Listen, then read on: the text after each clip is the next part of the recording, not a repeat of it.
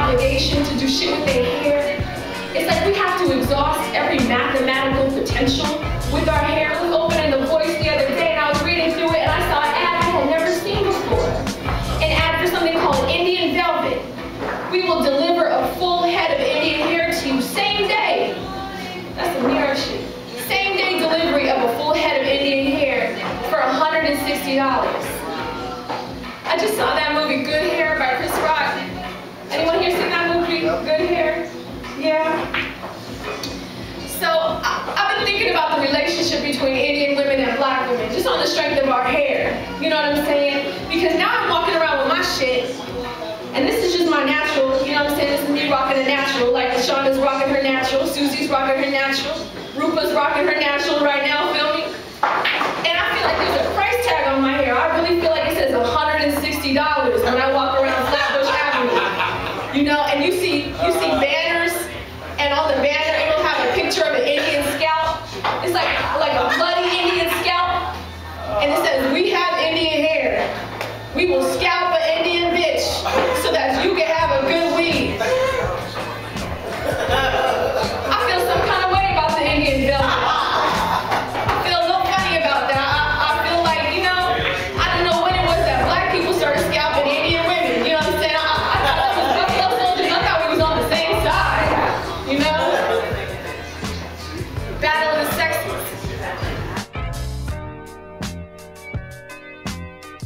You heard about how Nicki Minaj had plastic surgery? You know, and everybody's comparing these before and after pictures of Nicki Minaj.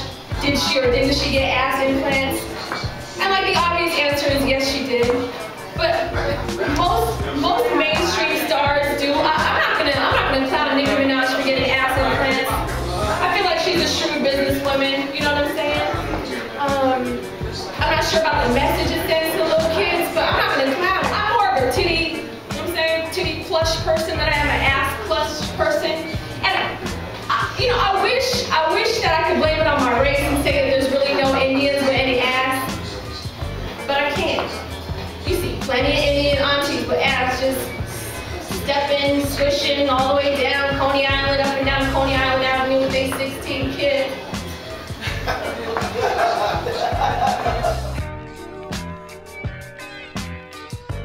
So I was over at the Beverly train station the other day, and I look up at the thing, the little sign that tells you it's the Manhattan train coming or the Coney Island train.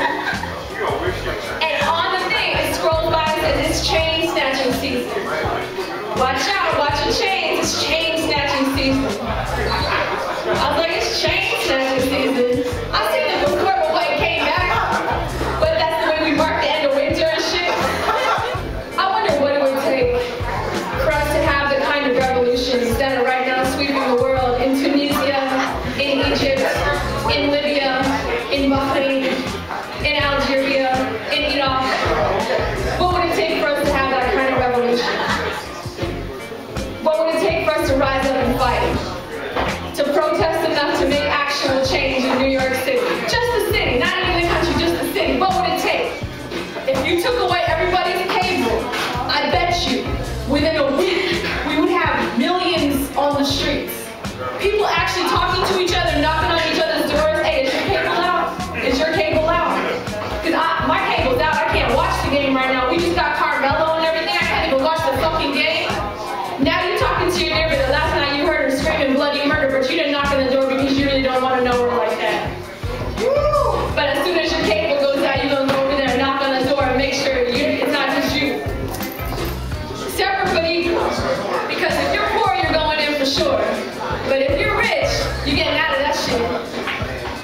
For a while I did prison law. I worked in prisons as a lawyer in California. I've never been in prison myself, but I've been told one sentence will definitely fuck you up in a way that only like Iraq war veterans get fucked up. For example, when we had the Rockefeller drug laws, the minimum sentence for 4 ounces of weed was like 15 to life. But what they don't tell you in the justice system, they don't tell you 15 years of what? It would be good if we just put the word "of" right there, so that it was 15 years of something. So 15 years is your sentence, and now your sentence is 15 years of rape, 15 years of continued exposure